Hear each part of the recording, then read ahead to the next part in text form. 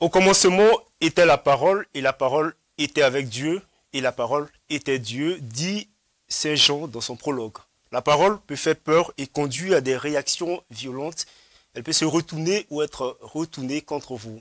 Plusieurs passages du Coran, d'ailleurs, enseignent qu'Allah incite ses serviteurs à prononcer de bonnes paroles, qui soulignent aussi le bon comportement du musulman. Malheureusement, on assiste de plus en plus dans notre pays, le Burkina Faso, à une montée du discours radical, incitatif, violent.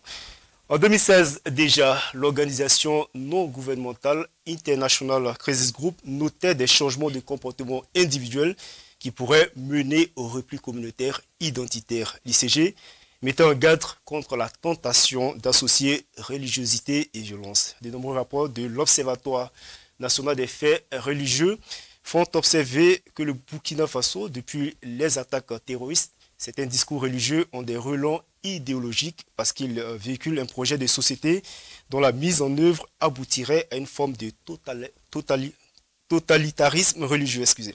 Le sujet religieux est sensible, devenu encore plus tabou depuis la situation d'insécurité que vit le pays, mais ignorer ce débat pourrait être encore plus dangereux, prévient tous les avertis de la question. Alors, on pose le débat ce soir, on met le doigt sur la plaie, afin de ne pas plonger dans une spirale d'inquiétude et d'intolérance, réguler le discours religieux afin de garantir la pérennité du modèle de coexistence pacifique dans notre pays.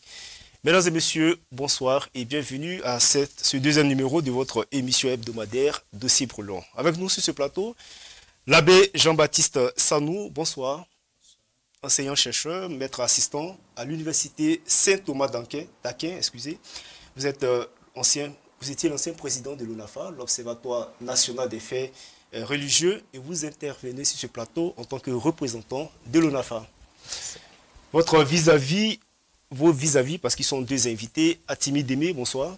Bonsoir. Docteur en sciences de l'éducation, vous êtes inspecteur général de l'enseignement franco-arabe au ministère de l'Éducation nationale et de l'alphabétisation. Vous êtes le secrétaire général de la communauté musulmane, mais vous intervenez sur ce plateau en tant que représentant de la Fédération des associations islamiques du Burkina, la FAIB, dont vous avez été le secrétaire exécutif adjoint national chargé des questions d'extrémisme violent et de la radicalisation. Vous siégez également à la cellule nationale de la prévention de la radicalisation du G5 Sahel. Et puis enfin, Momoni Zongrana, bonsoir. Bonsoir. Enseignant-chercheur, maître de conférence à l'université Joseph Kizerbo.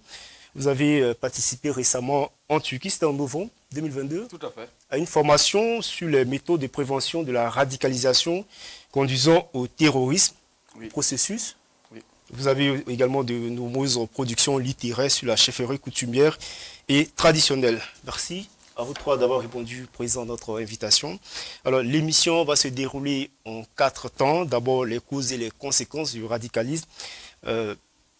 Et puis la question de savoir si le Burkina est toujours ce modèle de tolérance religieuse, la laïcité de la République et enfin les pistes pour sauvegarder la coexistence pacifique au Burkina. Alors, ma première question, je m'en vais l'adresser à l'abbé Jean-Baptiste Sanou, qui est de l'Observatoire national des faits religieux. Si je vous demandais aujourd'hui quelle est la situation de la coexistence religieuse au Burkina Faso, que diriez-vous? Je ne serais pas très optimiste, au moins pas d'un optimisme béat. Voilà. Et il y a des difficultés dans la coexistence entre les communautés de tous ordres, hein, que ce soit ethniques ou religieux. C'est surtout ces deux identifications que voilà, on observe, qui se trouvent être aussi voilà, les deux domaines tabous et qu'on touche avec beaucoup de précautions au Burkina. Voilà. Tout ce qui est de la religion. La religion et même l'ethnie. Okay. Voilà. Donc, les choses sont en train de changer. Voilà. Peut-être pas positivement, malheureusement. Comment est-ce que les choses changent? Qu'est-ce que, au niveau de l'Observatoire national des faits religieux, qu'est-ce que vous observez et qui fait craindre qu'il y ait un changement qui ne va pas dans le bon sens? Alors, ce sont les discours dans les extrêmes. Il y a le repli. Bon, il y a 3 phénomènes en fait qui peuvent s'expliquer et en fait, en relation les uns avec les autres. Okay. Voilà. Il y a un phénomène de, je dirais, de retour à un passé, et de retour, pas de recours, hein, mais de retour au passé, qui est plutôt temporel, mais qui entraîne aussi un phénomène de repli dans les extrêmes. Ça, c'est dans l'espace, mais l'espace sur le plan peut-être conceptuel, pas forcément des espaces constitués physiquement. Mais on voit aussi qu'il y a cette tendance-là à vouloir, en fait, le semblable veut être avec le semblable. Voilà, la différence devient de plus en plus difficile à supporter. Okay. Voilà. Hatimi Démé, est-ce qu'au niveau de la fédération des associations islamiques, vous avez remarqué aussi cela? Merci. Tout d'abord, avant de répondre à la question, permettez-moi de remercier la télévision Burkina Info pour nous avoir invités au nom de la Fédération des associations islamiques du Burkina. Comme vous le dites, en réalité, c'est vrai, quand vous regardez la situation, surtout dans les années 90, et vous regardez la situation sociale au niveau en 2000, nous sommes en 2023, vous allez constater qu'il y a un changement. C'est-à-dire qu'il y a une sorte de radicalisation, je ne dis pas seulement dans le sens religieux, à tous les niveaux, okay. Que ce soit au niveau politique, au niveau social, vous allez voir, vous allez constater qu'il y a une radicalisation à tous les niveaux. Donc ça, c'est une réalité. Mais la religion, c'est un marqueur social dans nos communautés. Je veux dire, une fois que la religion est impactée, forcément, ça joue sur la communauté, sur le social. Oui, c'est pourquoi j'ai dit il faut aborder ça sous plusieurs angles. Okay. Notamment l'angle, je parle de l'angle social. Quand vous regardez au niveau politique, les remous politiques, quand vous regardez, au niveau de la chefferie traditionnelle, quand vous regardez, les situations auxquelles nous assistons actuellement, ces situations n'existaient pas. Au niveau religieux, c'est la même chose. On sent une certaine radicalisation des discours à tous les niveaux. Donc ça veut dire qu'effectivement, il nous faut une réflexion réellement approfondie pour pouvoir déceler tous les aboutissants de ces comportements. C'est une réalité que qu'est-ce qu'il faut aujourd'hui que, comme il a dit, l'abbé Jean-Baptiste Samou, les semblables veulent être avec les semblables? Bon, comme vous le savez, vous savez que la vie sociale, c'est-à-dire dans la société, les replis identitaires, là, quand tout de suite il y a un danger, les gens ont tendance, nous sommes d'abord des animaux, nous sommes des animaux grégaires. Ça veut dire qu'on se replie, on a une carapace, le fait de se mettre ensemble pour affronter les dangers qui est devant nous. Mais une fois les dangers passent, peut-être que chacun va de son côté. Donc ça, c'est la nature même humaine. La nature humaine, quand il y a un danger, tout de suite, vous pouvez être en famille. Dans la famille, vous allez voir qu'il n'y a pas d'entente. Mais quand il y a un affrontement de l'extérieur, automatiquement, vous allez vous mettre ensemble pour faire face au danger. Peut-être quand les dangers passent, chacun va de son côté et vous allez reprendre encore vos habitudes. Donc ça, c'est une réalité que nous constatons dans la société. C'est la même chose aussi au niveau religieux dont vous parlez. En réalité, c'est une réalité que nous constatons. Peut-être que vous allez parler peut-être interreligieux, mais vous allez voir que même intra-religieux, vous avez ces questions-là aussi qui se posent. Donc c'est pourquoi ça demande réellement une analyse dans tous les sens. Pas seulement au niveau religieux, même au niveau social. Je veux dire, la religion c'est un phénomène social, aussi au niveau politique. Donc ça veut dire qu'il faut prendre en compte tous ces aspects. Moumli Zoungana, vous voyez la nature de la situation dans ce sens? Alors, si on me pose la question de savoir quelle est la situation de la tolérance religieuse au Burkina Faso, moi je verrais le problème autrement. Moi je me poserais la question de savoir quelle est la nature ou bien quel est le niveau de tolérance dans quelle partie du Burkina Faso. Parce que bon, il ne faut pas oublier qu'on a dit Burkina Faso à ce moment. Ah bon? Il y a le Burkina Faso des 40% qui échappent partiellement ou totalement au contrôle de l'État. Et dans ce Burkina Faso, Burkina Faso. Mais justement, on ne vit pas les mêmes réalités. Dans ce Burkina Faso, on ne parlerait plus de tolérance religieuse. Parce que tout simplement, les gens n'ont pas les mêmes droits, en tout cas vis-à-vis de la religion. Les gens n'ont pas les mêmes droits devant la loi, en tout cas vis-à-vis de la religion. D'autant plus que, ne serait-ce que la semaine passée dans le Nord, vous allez comprendre que vous avez dû entendre qu'il y a un imam avec ses 8 confrères qui ont été assassinés froidement parce que tout simplement, ils ont refusé en tout cas d'adhérer en tout cas au discours radical qui était prononcé par ceux-là qui sont venus pour les envahir. Un imam. Un imam. Et vous comprendrez que dans cette zone-là, dans ces 40%-là, il y a beaucoup de religieux qui ont été enlevés, séquestrés, torturés, tués.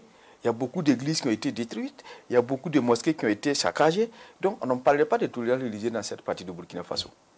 Ce qui est de l'ensemble du Burkina Faso. Voilà. Et dans les 60% contrôlés par l'État, c'est de cette question maintenant qu'il faut poser. Est-ce que la tolérance religieuse est une réalité ou pas? Moi, je pense que, je vais aller sur des chiffres. Il y a une étude qui a été commanditée en 2021. Le rapport a été commandité par le Centre d'analyse des politiques économiques et sociales. Je pense que l'ONAFAR a pris part et puis lui, il peut attester. Dans cette étude, il est dit que sur 100 personnes au Burkina Faso, lorsqu'on les a posé la question de savoir si la religion est inquiétée par l'État, 90% ont reconnu que l'État, en tout cas, ne se mêle pas des faits religieux et, en tout cas, les 90% acceptent que l'État est équitable. Okay. Par contre, il y a 11%, les 10 autres pourcents, en tout cas, trouvent que l'État, en tout cas, n'est pas équitable dans la gestion de la chose religieuse. Et quand on prend par religion, c'est les musulmans, c'est 11% qui trouvent qu'effectivement, ils sont lésés. Et c'est les catholiques, c'est 5% qui trouvent qu'ils sont lésés. Donc, quand on fait ces proportions-là, c'est vrai que les 11% ou les 5%, ne se sentent pas à l'aise dans la République vis-à-vis de la gestion de la religion. Mais ils ne peuvent pas généraliser. Et là, on n'a pas dit de ne pas écouter leur position parce que nous sommes en démocratie, mais il faut aussi écouter les minorités. Peut-être ces minorités ont peut-être raison du fait que, en tout cas, ils estiment que certaines religions sont plus visibles sur la scène nationale que d'autres. Certaines religions sont mieux représentées. En tout cas, c'est une forme de manifestation de dire que voilà, on est minoritaire, mais on veut se faire entendre. Non, en fait, non, le jeu, ce n'est pas comme ça. Si les 90% qui pensent que l'État est équitable, là, il y a une minorité qui pense que l'État n'est pas équitable. Et l'État, dans sa représentation, en tout cas, favoriserait peut-être certaines religions par rapport à d'autres. Okay. Et c'est pourquoi je dis que c'est cette minorité, que nous respectons la position, que nous comprenons, même si nous ne partageons pas les points de vue, il ne faut pas prendre peut-être le point de vue de cette minorité pour généraliser et dire que l'intolérance atteint un niveau, un seuil où on ne peut pas gérer. Est-ce qu'aujourd'hui, la radicalisation dans le discours religieux est le fait d'une minorité religieuse? Non. Ce n'est pas le fait d'une minorité. Et je reviendrai là-dessus. En fait, ce point sur lequel je suis en train de parler, je voudrais seulement que cette minorité aujourd'hui, qui trouve que, en tout cas, l'État n'est pas équitable dans la gestion de la chose religieuse, là, il faut les écouter, c'est vrai, mais il faut peut-être les faire comprendre. Parce que ce qui est indéniable et ce qui est clair et net, c'est que depuis la nuit des temps, dans ce pays, il n'y a pas eu cette volonté manifeste-là, en tout cas où des gens ont forgé des théories, ou bien ils ont forgé des idéologies pour favoriser une religion par rapport à une autre. Ça, au moins, c'est de fait. Il n'y a pas aussi un homme politique qui a voulu construire, en tout cas, son programme politique en comptant, en tout cas, c'est une minorité quelconque parlant de la religion ou bien parlant du groupe ethnique. Donc, c'est vrai qu'il y a des situations qui sont arrivées, notamment des faits socio-historiques, qui fait que certains groupes religieux semblent visibles du fait de l'histoire. Quand je prends par exemple... on va revenir, mais je vais poser la question à Timide. Mais est-ce qu'aujourd'hui la radicalisation est le fait d'une minorité? D'abord, il faut qu'on définisse même ce que c'est que la radicalisation. Parce qu'il faut partir du concept. On va faire de la pédagogie. Parce que là, moi, je me dis qu'à ce niveau, pour moi, la radicalisation, c'est le fait de vouloir changer. D'abord, c'est un processus. C'est un processus. Dans ce sens-là, c'est le fait de vouloir remplacer comment dirais-je, la pratique que vous aviez et vous voulez la remplacer par une pratique encore plus rigoriste ou bien des comportements, vous avez eu des comportements modérés dans la société, vous êtes poussé à remplacer ces comportements modérés par des comportements extrémistes. C'est-à-dire aller, pour vous, peut-être il faut être plus rigoureux dans telle ou telle pratique. Ça, on se dit à ce niveau, on va dire que la personne se radicalise.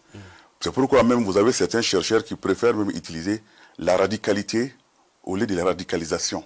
Par exemple, quand vous parlez de la laïcité, non, il y a une nuance, bien sûr, il y a une nuance. Ça veut dire que si vous parlez de la radicalisation, ça veut dire que ça, c'est un processus. Pourtant, la radicalité, ça montre un état statique. Vous comprenez?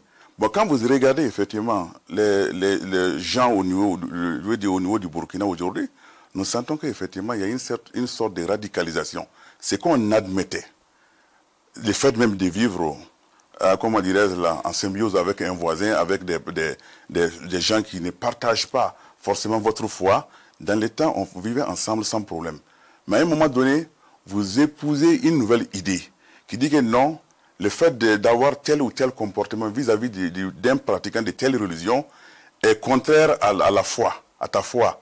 Et en ce moment, vous voulez changer le comportement modéré que vous aviez par un nouveau comportement. En ce moment, on se dit que vous êtes en train de vous radicaliser. Mais ce comportement nouveau n'est pas admis, ça veut dire dans les normes même de la société. Vous allez voir que la majorité de la société n'épouse pas ce nouveau comportement.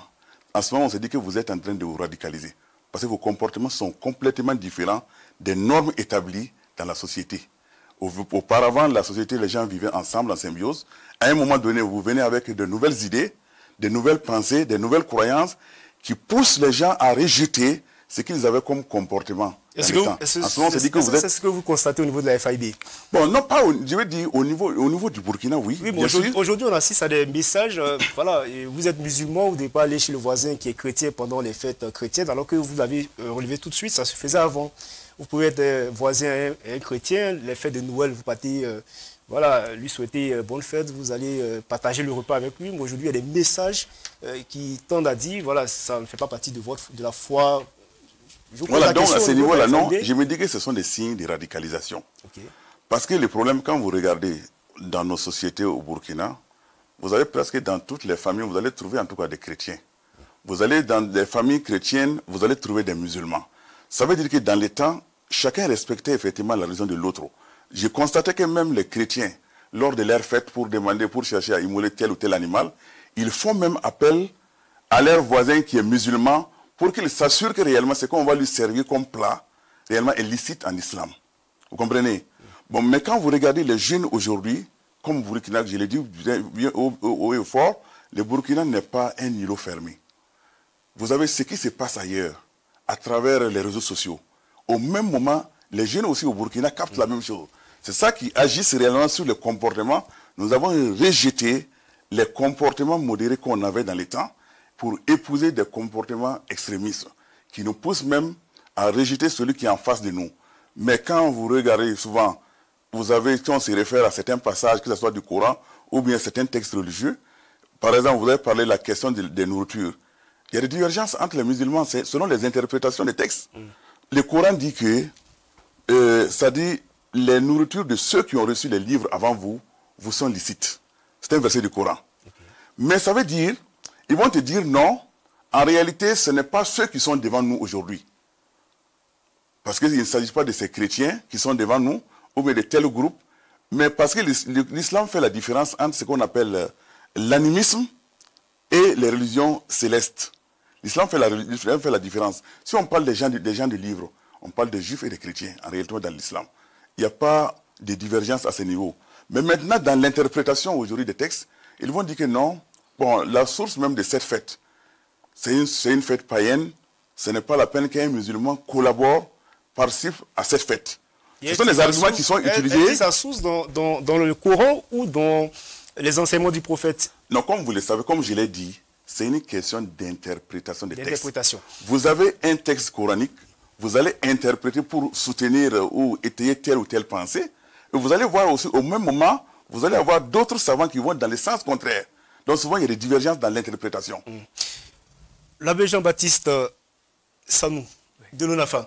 Alors, est-ce qu'aujourd'hui, c'est vrai que le Burkina a toujours été cité comme un modèle de coexistence pacifique, de dialogue interreligieux. Est-ce qu'aujourd'hui, on est dans ce cas de figure-là? Si c'est un modèle, c'est un modèle bien pâle maintenant. Et voilà, je pense que faut pas être nostalgique. Célébration eucharistique, œcuménique, excusez-moi. Oui, on reste tolérant hein, dans beaucoup de pratiques.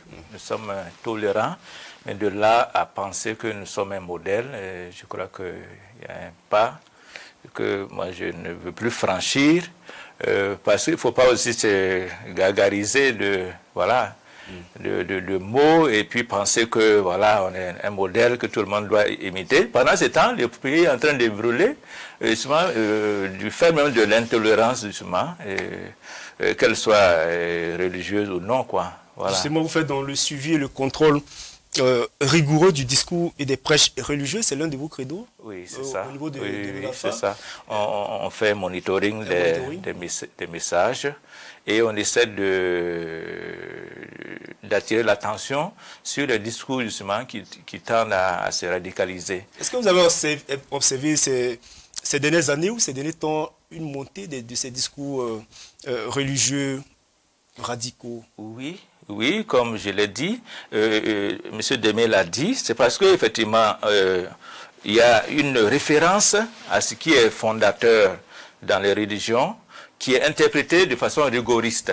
Okay. Voilà. Et là, on peut voir cette sensibilité dans presque toutes les religions. Hein. Il y a une sorte de retour à ce qu'on peut considérer comme l'âge d'or, mais qui est interprété de façon fondamentaliste et qui n'est plus contextualisé.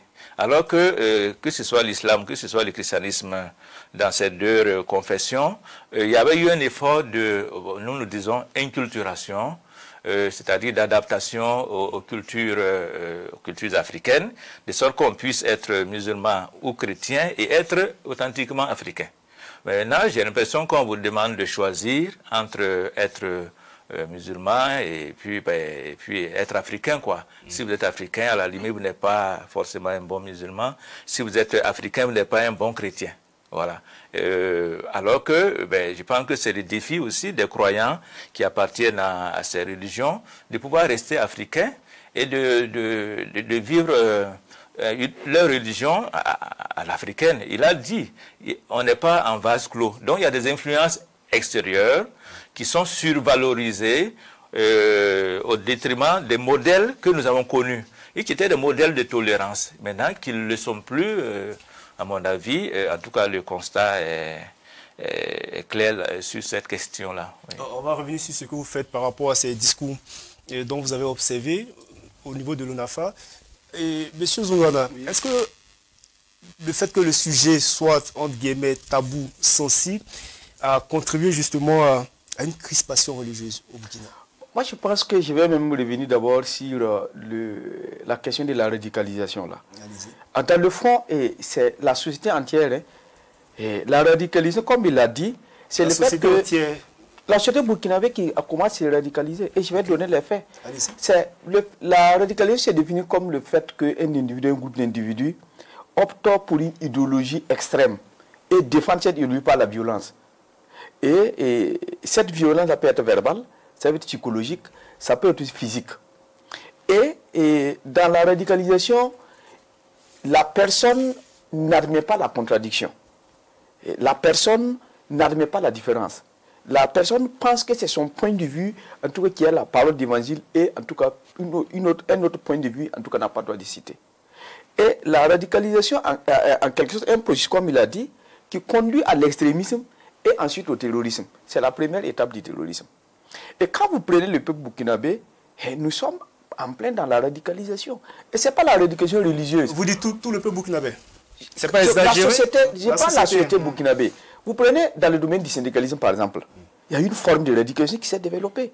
Comme des gens, parce que les militants ont appelé à aller en grève, certains ont décidé de ne pas partir et on les a brutalisés. Vous avez vu que dans une société de la place, dans un ministère de la place, il y a une femme qui a été violentée parce que tout simplement, elle ne voulait pas aller en grève. C'est une forme de radicalisation.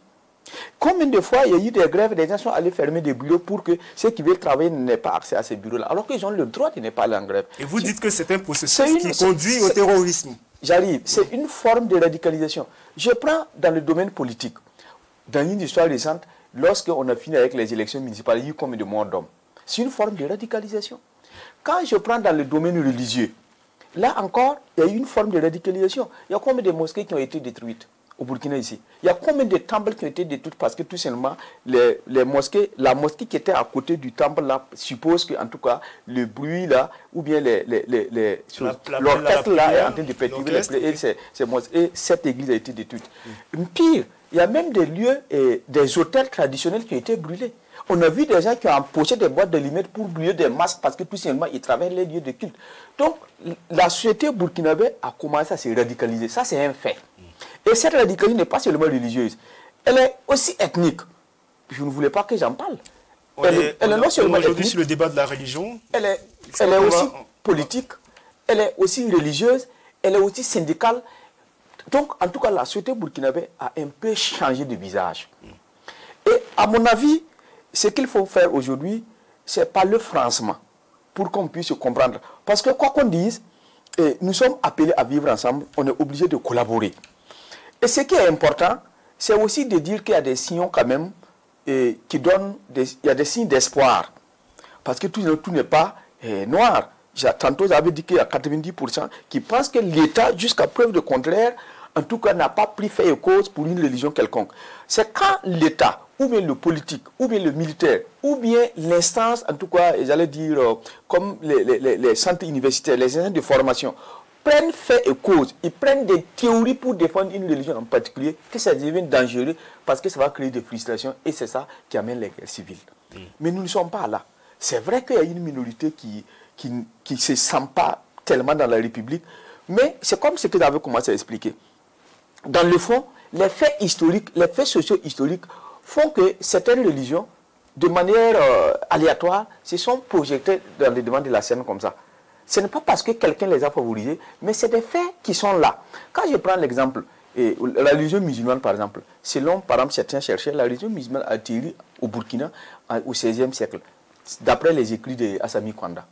Et ce n'est pas les Yarcé, c'est pas les Doula, c'est un historien burkinabé qui malheureusement n'est plus.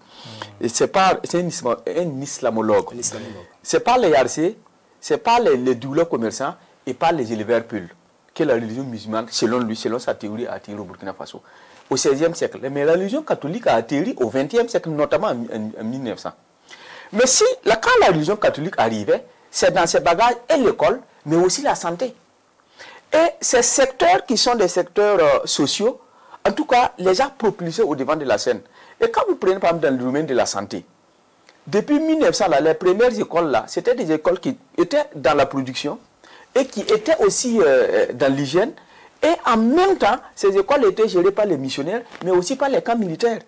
Et dans le domaine de la santé déjà, on a déjà commencé à quitter la médecine traditionnelle pour monter dans la médecine moderne. Le premier centre de santé qui a été créé... Alors, on va évoluer dans le débat. Ce que vous êtes en train de faire dans l'histoire, mais malheureusement, on n'a pas beaucoup de temps. On va essayer de justement évoquer les grands axes qu'on a définis en début d'émission. En fait, cette partie-là, je voulais simplement faire comprendre que ici, les faits socio-historiques ont permis à certains, certains groupes religieux d'être visibles. Mais ce n'est pas du fait de l'État. Ce qui fait que ceux qui véhiculent un discours tendant à montrer qu'ils sont défavorisés, dans le fond, c'est des choses qui sont arrivées comme ça, mais ce n'est pas sciemment fait. Donc, par conséquent, on n'a pas le droit de se frustrer. On doit se comprendre et travailler, en tout cas, travailler à ce que... Pourquoi on vous comprenne bien? Est-ce que le discours radical est l'œuvre de gens frustrés? Pourquoi on se comprenne bien? Non, le discours radical, les causes de la radicalisation sont de 4 ordres. D'abord, il y a la pauvreté qui est un des éléments phares. Ensuite, il y a l'ignorance. Ensuite, il y a l'injustice et l'impunité.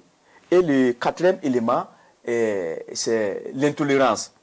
Ce sont ces éléments-là. Assimi Démé? Non. En fait, pour moi, d'abord, il a parlé au niveau de la justice, au niveau de l'État. En réalité, quand vous regardez, effectivement, nous avons hérité de la colonisation certaines situations, ça nous le reconnaissons.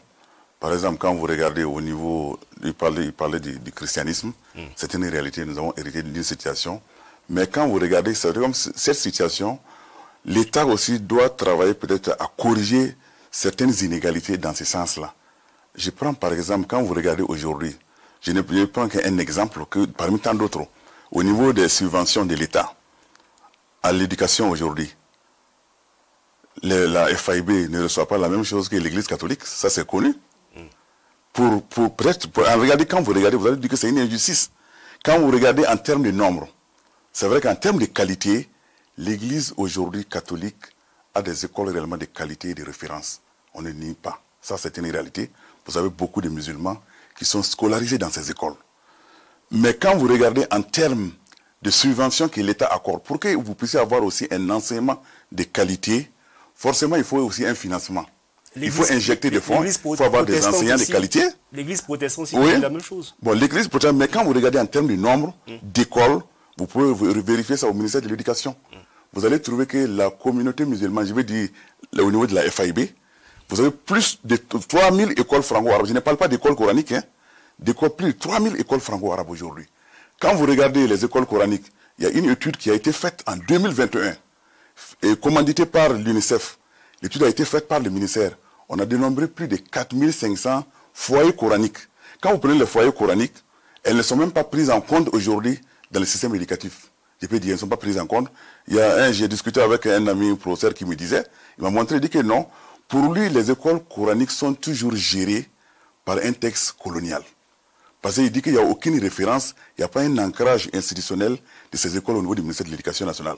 J'ai fouillé aussi à travers des recherches. Qu'est-ce qu'on apprend dans les écoles coraniques? Non, bon, je viens. L'orientation d'une éducation, tout dépend de ce que vous voulez donner à l'éducation. N'importe quelle éducation peut être utile selon l'orientation que vous voulez donner. Si vous voulez que l'école coranique, on sait que comme le terme dit coranique, l'adjectif, ça veut dire qu'on apprend la lecture, le commentaire du Coran et les préceptes de l'islam. Mais aujourd'hui, quand vous regardez les pays voisins, vous allez voir, je prends le cas du Sénégal, ce qu'on appelle les Dara, vous avez les cas du Niger, mais en réalité, l'État a fait en sorte que ces écoles-là sont prises en compte dans le système éducatif. Elles sont bien orientées. On fait de sorte que l'enfant, au lieu que l'enfant apprenne seulement le Coran, en plus le Coran, vous avez les savoirs aussi scientifiques, l'apprentissage du français, les calculs, les mathématiques. Et là, vous parlez de foyers coraniques dans les autres pays. Les autres pays. Mais quand vous regardez chez nous, pour le moment, il y a une expérimentation en cours, effectivement, qui est mise en œuvre par une ONG, avec l'appui du ministère de l'Éducation nationale et même de l'UNICEF. Le préfet? Non, pas précisément pas la FDC, la Fédération pour le développement communautaire, qui est en train de mettre en œuvre une expérimentation au niveau des écoles coraniques, au niveau de la région. Bon, je ne vais pas taire les régions, mais en réalité, c'est pour faire en sorte qu'il y ait des passerelles. L'enfant peut aller à l'école, il apprend le Coran, il apprend le français, il apprend les mathématiques et autres là, à partir de la 3e année, pour permettre à cet enfant d'avoir une passerelle vers l'enseignement classique. Et cela se fait dans les autres pays. Est-ce que ce n'est pas le rôle des écoles franco-arabes? Non, vous parlez des foyers coraniques qui sont de l'ordre de 4000, c'est ce que non, dit. Ça c'est les foyers coraniques d'abord. Parce que les écoles coraniques les écoles franco-arabes sont intégrées dans le système éducatif. Elles relèvent de l'éducation formelle. Tout à fait. À ce niveau, les écoles franco aussi ont leurs problèmes, c'est vrai. Mais aujourd'hui, il faut reconnaître, quand on parle des écoles coraniques et les écoles franco-arabes, majoritairement ces écoles, ce sont des écoles communautaires, on ne dit pas privées. Je pèse bien mon mot. Vous allez trouver dans une communauté donnée, vous allez trouver que c'est la communauté même qui cotise pour prendre en charge l'enseignant ou les enseignants. Et vous allez voir que l'école, tout le monde y envoie son enfant. On a vu les cas au Burkina avant la mise en œuvre du préfat. Dans certaines localités, permettez-moi, vous allez trouver une école classique bien construite. Mais les parents préfèrent envoyer les enfants dans les écoles Médersa qui est à côté, où il n'y a pas des enseignants qualifiés. L'école qui était sous abri précaire. Mais donc, pourtant, ça relève de l'éducation formelle. Ça veut dire que nous devons aussi aider, l'État doit aider à ce niveau-là, les écoles-là à l'aider. Je prends le cas du terrorisme aujourd'hui. Quand vous regardez dans les zones où effectivement il n'y a plus d'écoles, les gens sont obligés de se rabattre sur ces écoles, soit les écoles franco-arabes, les écoles coraniques. Les écoles coraniques peuvent être des modèles en créant des passerelles en même temps. Ce que nous avons, c'est-à-dire il y a des curricula qui ont été même conçus par l'appui de l'UNICEF dans ce sens-là, pour faire en sorte que l'enfant va dans ces écoles, il puisse avoir une passerelle vers l'enseignement formel. Mais pour les franco-arabes, réellement, l'État a fait un travail remarquable à travers les projets d'appui dont vous parlez, les préfats. Effectivement, aujourd'hui, nous avons des écoles franco-arabes publiques, nous avons des collèges publics. Je sais que ce n'est pas le sujet, mais... Oui, en fait, moi, la question c'était, est-ce que c'était un facteur, parce que vous avez relevé... Maintenant, au niveau des facteurs... Est-ce que c'était un facteur de radicalisation? Non, les facteurs de radicalisation, moi, ils peuvent se situer à un certain nombre de niveaux. Il y a ce qu'on appelle les facteurs incitatifs, il y a les facteurs attractifs. Par exemple, les facteurs incitatifs, vous avez souvent la pauvreté. le chômage. Vous avez aussi, par exemple, parmi les facteurs attractifs, quand quelqu'un qui est en chômage dans les détresses, il voit son collègue, parce qu'il a rejoint tel groupe, il arrive à voir telle ou telle chose, et lui, étant dans sa situation, il est attiré. Vous voyez, vous avez aussi des facteurs sociaux, comment dire, les facteurs socio-culturels. Par exemple, la marginalisation de certaines couches. Quand vous allez dans certaines sociétés, vous allez voir une stratification même de la société, qui marginalise une couche. Bon, cette marginalisation, le fait de marginaliser quelqu'un dans sa communauté, il trouve que ceux qui sont en face de lui, qui veulent le recruter, qui les valorisent, qui lui donnent un poids, il a tendance à se diriger vers eux. Forcément, donc ça fait partie des facteurs attractifs, oui, effectivement. Peut-être très rapidement, vous avez évoqué la situation des écoles franco-arabes, les foyers coraniques, dont vous estimez le nombre à plus de 4000 dans le pays. Est-ce que c'est un facteur? Non, les foyers coraniques seulement. Seulement, oui. Mais il y a une étude qui a été faite en 2012 qui avait dénombré plus de 5000. Mais maintenant, les franco-arabes, là aujourd'hui, on a plus de 3000. Est-ce que c'est un facteur de radicalisation, le fait qu'il y ait une injustice à ce niveau-là? Non, comme je l'ai dit, j'ai parlé des facteurs attractifs et des facteurs incitatifs là. Quand vous êtes quelqu'un marginalisé, je vous dis, quelqu'un est marginalisé, à un moment donné, il peut être une proie facile au recrutement. Sinon, ce n'est pas une source, mais il peut être une proie facile pour le recrutement s'il est marginalisé. Dans le processus de terrorisme, je crois que M. Zoungana a parlé de radicalisation, extrémisme et puis terrorisme. À vous? Alors non, moi je voudrais quand même aborder cette question-là qui semble correspondre à une frustration, la question de l'école, hein, et des subventions. Je n'ai pas... Peut-être qu'il faut, pour qu'on avance rapidement. Oui, c'est ça. Il faut qu'on... Oui, non. Voilà. Je voudrais qu'on situe quand même les choses, hein, dans leur contexte. Hein.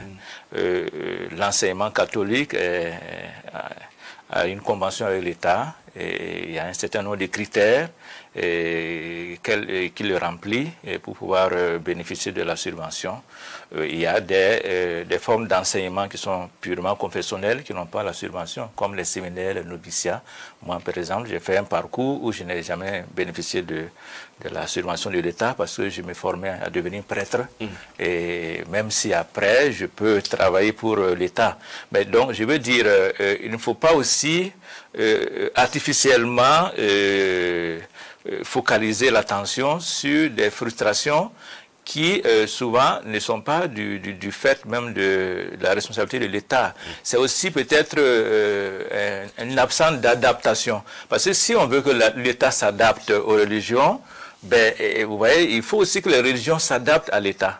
On a un État moderne qui a ses règles. Il faut aussi que les religions s'adaptent. Sinon, si c'est toujours l'État qui doit s'adapter, ben on détruit l'État de cette manière. Voilà. On va peut-être aborder la question de la laïcité. Tout à fait. Parce qu'en fait, c'est ça l'enjeu. Voilà. Oui. En fait, ce que je voulais ajouter, je comprends la position de M. Demé, c'est tout à fait juste. Mais dans le fond, tout ce qui relève du religieux, c'est comme l'abbé l'a dit, hein, tout ce qui relève du religieux, c'est vraiment, nous sommes dans un État laïque et l'État ne met pas son argent pour le moment et pour accompagner le cas des écoles coraniques. Mais les écoles franco-arabes, il conviendrait avec moi qu'en tout cas, il y a un effort qui a été fait. C'est qu'on voulait dire, ce sont des enfants du Burkina Faso, quel que soit pas. Non, je voulais seulement corriger un élément. Ce sont des enfants burkinabés et quel que soit là où ils sont, l'État a le devoir de les accompagner. Mais ce que je voulais seulement faire comprendre, c'est qu'à l'étape actuelle des choses, ce n'est pas que l'État a choisi de favoriser telle religion par rapport à telle autre. Ça fait partie des dysfonctionnements et des choses à améliorer. C'est ce que je voulais juste dire. Voilà. C'est ce que M. Demé a dit. Est-ce que ça ne rejoint pas justement ce que le président de la communauté musulmane disait devant la Ligue arabophone au Burkina Faso, qui a créé un tollé justement, voilà. C'est vrai que j'ai vu effectivement beaucoup de commentaires sur l'élément, mais en réalité, ils ont tiré ça de son contexte.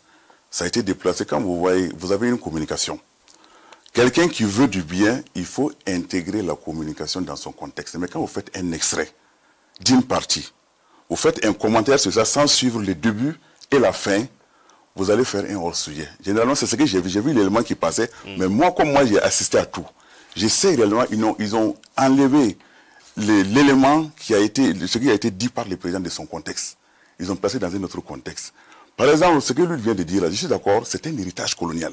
Je l'ai bien dit. Comme lui avait dit qu'il n'y a pas d'injustice, quand je bondis sur la même question au niveau de la laïcité. Pour moi, par exemple, la définition de la laïcité, je pense que la laïcité, c'est-à-dire c'est l'équidistance que le doit respecter par rapport aux religions.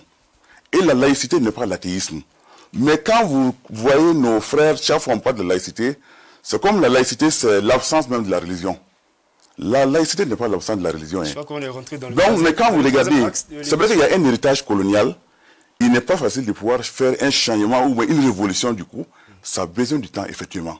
Mais aujourd'hui, quand vous avez parlé de la subvention, c'est vrai que même au niveau de la FIB, il y a un accord qui est signé entre l'État et la fédération. C'est à travers cet accord-là que l'État aussi subventionne les écoles franco-arabes. C'est bien fait. Mais quand vous reprenez le cas des écoles coraniques, je ne dis pas que ça justifie la situation.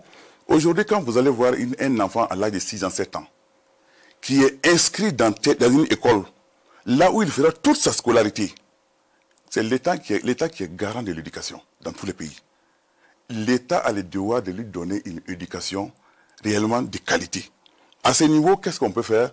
Quand vous regardez, je vous dis, j'ai parlé des pays voisins. On ne dit pas, on ne peut pas détruire. Mais il faut faire en sorte de les accompagner de telle sorte qu'on puisse avoir une éducation aussi de qualité. Si vous avez la population est bien formée, ça aiderait l'État lui-même.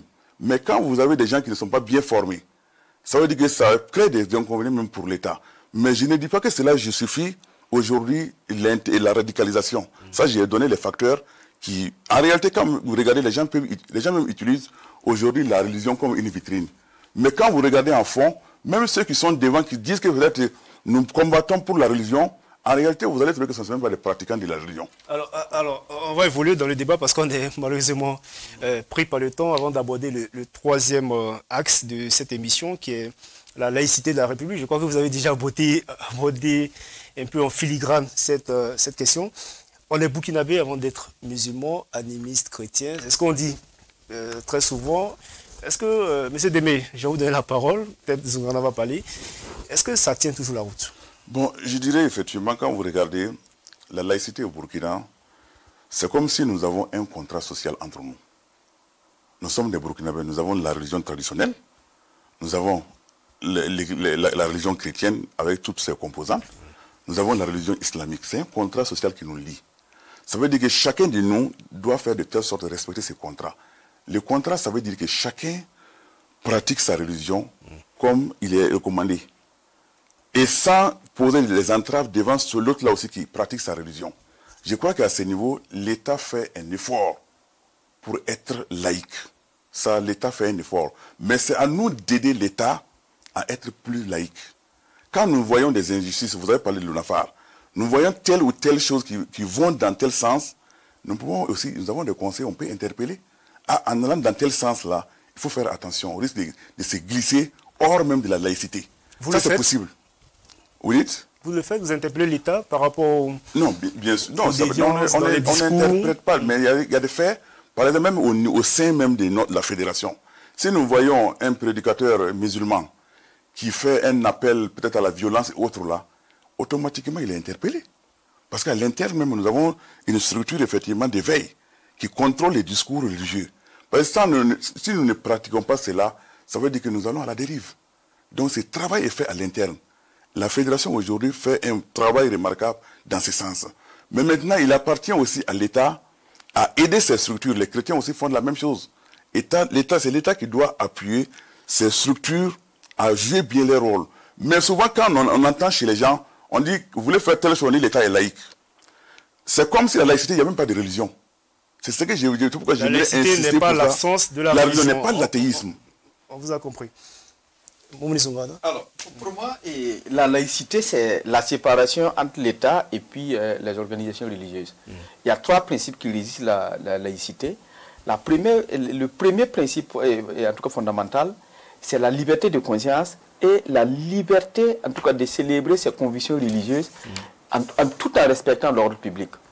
Le deuxième élément fondamental, c'est aussi la séparation des institutions de l'État et puis les organisations religieuses. Et le troisième aspect maintenant, en tout cas, c'est l'égalité, en tout cas des citoyens, devant la loi, et sans discrimination liée à leur croyance ou bien à leur religion. C'est ça, ces trois principes-là.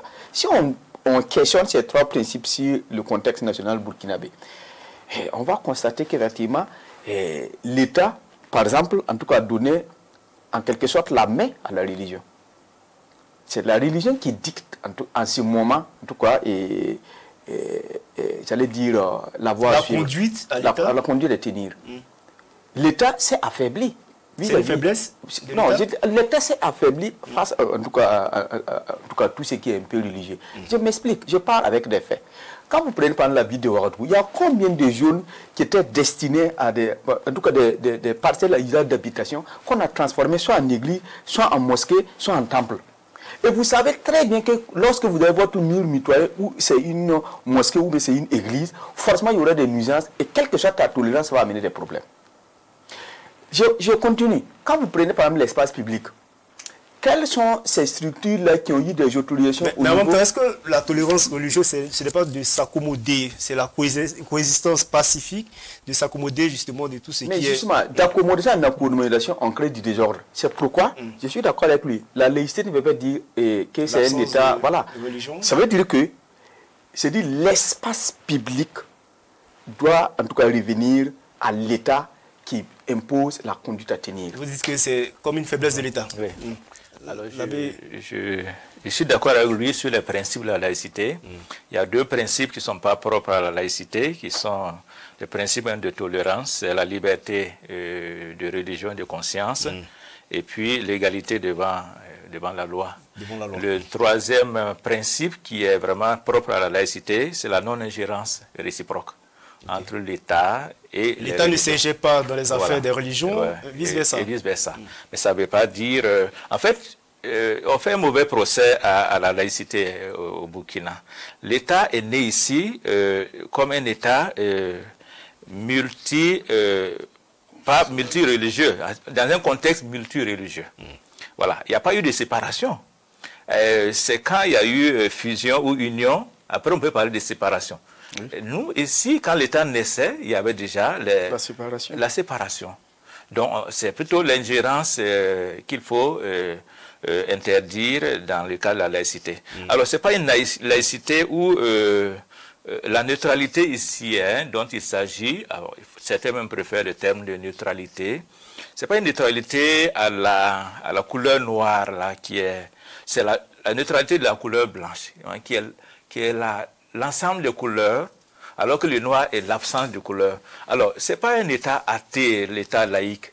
C'est un État qui comprend toutes les religions, mais qui ne prend aucune couleur religieuse, en fait. Voilà. Le blanc, vous voyez, c'est l'ensemble de couleurs, mais ce n'est aucune couleur propre. Alors, ce sont les religions qui sont dans l'État. Ce n'est pas l'État qui est dans la religion. Parce que si on renverse, comme il a dit, on affaiblit l'État. Il faut dire que les religions sont dans l'État, ça veut dire que les religions sont soumises à la loi commune. Et c'est ça qui régit l'espace public. Maintenant, après les convictions personnelles, là, et l'État n'a pas orienté, disons, l'existence du point de vue de leur destination éternelle. Ça ne relève pas de l'État. Donc, la laïcité, à mon avis, c'est la meilleure formule. Après, si on la conteste... On n'est pas dans une sorte de remise en cause de la laïcité au Burkina, non? Certainement que oui.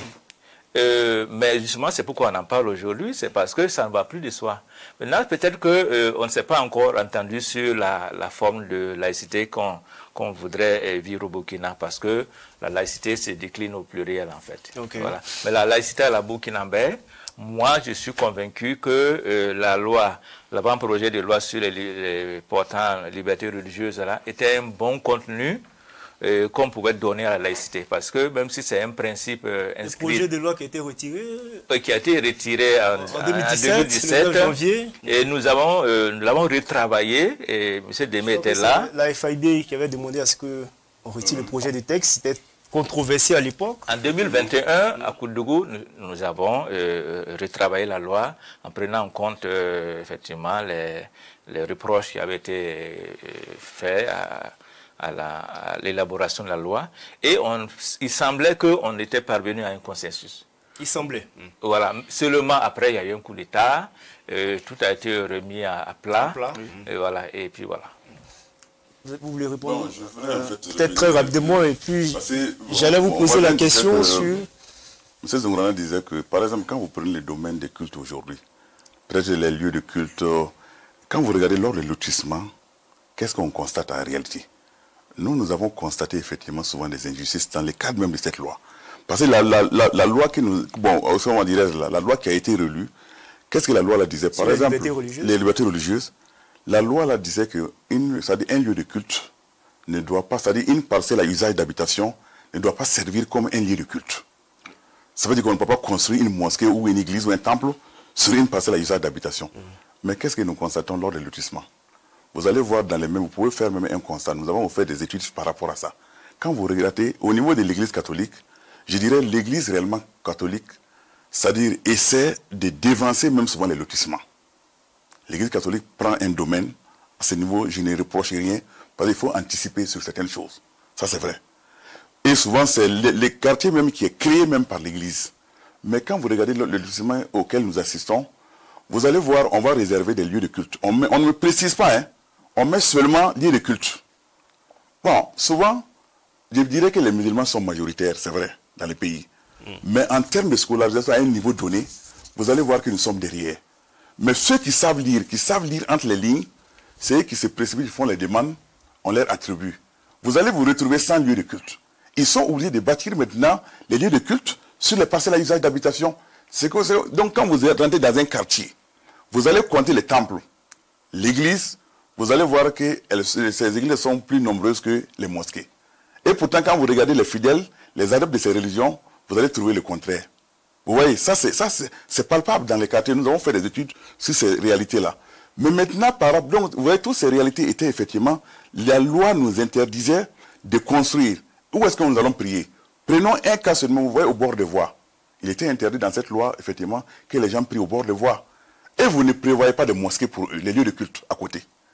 Vous prenez les marchés, les grands marchés, ou bien certains marchés. Aux abords, vous allez trouver des gens en train de prier. Dans le lotissement, on ne prévoit pas un lieu de culte. Vous voulez qu'ils aillent prier où? Ok. Bon, ça c'est... Peut-être que... une distinction entre lieu de culte et puis édifice. Hein.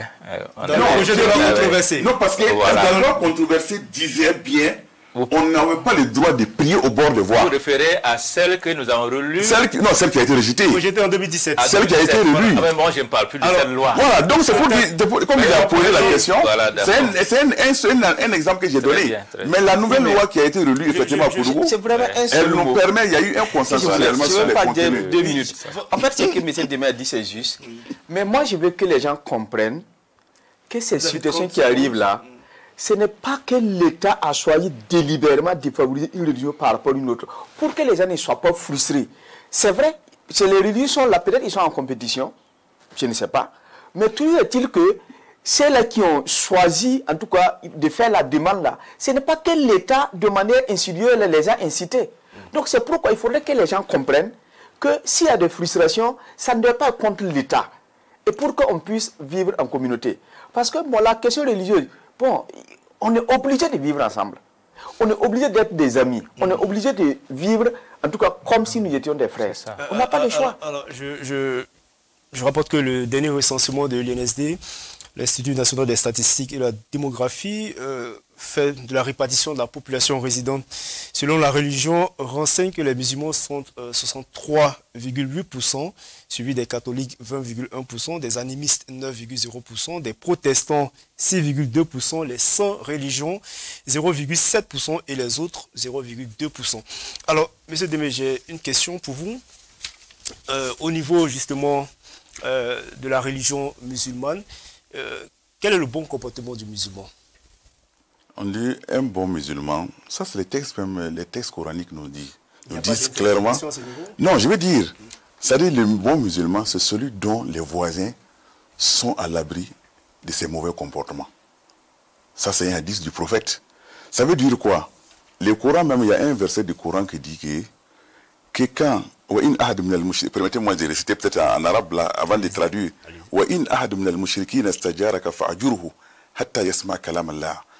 Quand un polythéiste vient à vous demander l'asile, il faut accepter la lui accorder afin qu'il entende la parole d'Allah. Il n'a même pas dit un religieux. Le Coran ne met pas les christianismes et les autres religions dans le même sac, non. Ça veut dire, il dit qu'il faut lui, même si c'est un animiste, il faut lui permettre d'entendre. On dit aussi, pédagogiquement, vous me permettez, peut-être ça les professionnels, on enseigne ce qu'on est, plus ce qu'on sait. Ça veut dire par nos comportements. Quand vous êtes musulman, vous avez un bon comportement envers même les chrétiens, vous avez un voisin qui est chrétien, vous avez un bon comportement. C'est par vos comportements que vous allez créer l'amour entre vous. Et non par la violence. La violence ne peut mener à rien. Ça, le radicalisme ne mène à rien. Ne mène à rien. Ok. Votre mot à l'endroit du gouvernement, de l'État? Donc, à ce niveau, le gouvernement doit aider peut-être les structures. Vous dites que nous, chez nous, comme nous l'avons dit, le gouvernement aide aussi les structures religieuses à l'aider. Ça veut dire quoi? Aujourd'hui, vous avez des instances. Si ces instances-là fonctionnent correctement, ça permet d'éviter beaucoup de dérives. Par exemple, si nous parlons aujourd'hui des écoles coraniques, je me rappelle, il y a un conseil de la Banque islamique de développement qui a dit à un ministre, ça c'était avant que nous puissions connaître ce que nous connaissons aujourd'hui, il dit, ces enfants, si vous ne vous occupez pas d'eux, ils s'occuperont de vous un jour. Mais ça veut dire quoi? Quand vous êtes, même vous connaissez, même pas seulement, vous avez des enfants qui sont dans la rue. Vous qui êtes riches, je ne me rappelle pas, il y a un roman africain, ça dit que vous qui êtes riches, si vous ne regardez pas ces enfants marginalisés, vous pensez qu'ils vont vous laisser vivre en paix? C'est un exemple. Monsieur l'abbé, qu'est-ce que l'État doit faire pour contrer le discours radical aujourd'hui? Alors, je pense que l'État doit faire valoir ses lois. D'abord, parce qu'en fait, c'est l'impunité aussi. Il y a des gens qui sont en opposition à la loi, donc ils ne respectent pas les lois, les droits fondamentaux comme la liberté de culte, la liberté de pensée et de religion.